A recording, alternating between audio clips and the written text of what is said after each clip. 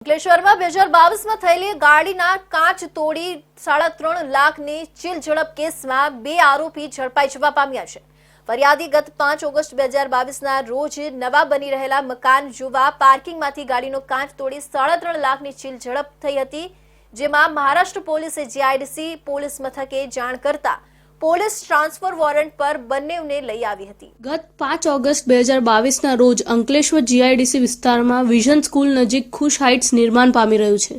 અંકલેશ્વર સરદાર પાર્કમાં રહેતા વેપારી હરેશ શંકરભાઈ પટેલ ખુશ હાઇટ્સમાં નિર્માણ પામેલા નવા મકાન જોવા ગયા હતા। એ પૂર્વે સરદાર પાર્કથી પત્ની અને બાળકોને લઈ તેઓ નીકળ્યા હતા।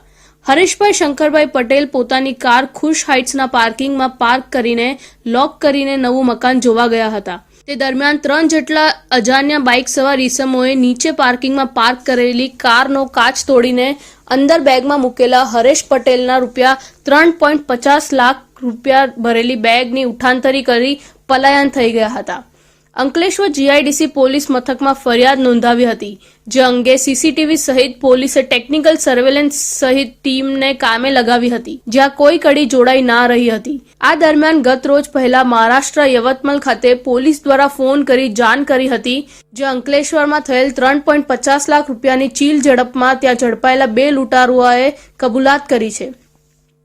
જે આધારે અંકલેશ્વર વિભાગીય પોલીસ વડાના માર્ગદર્શન હેઠળ જીઆઈડીસી પીઆઈવીએન સગર દ્વારા એક ટીમ બનાવી યવતમાલ ખાતે મોકલી હતી, જ્યાં કોર્ટમાંથી પોલીસે ટ્રાન્સફર વોરંટ મેળવી દીપક ધીરુભાઈ બજરંગી અને મયુર દિનેશભાઈ બજરંગીની અટક કરી અંકલેશ્વર લઈ આવી હતી અને વિધિવત ધરપકડ કરી અંકલેશ્વર કોર્ટમાં રજૂ કર્યા હતા।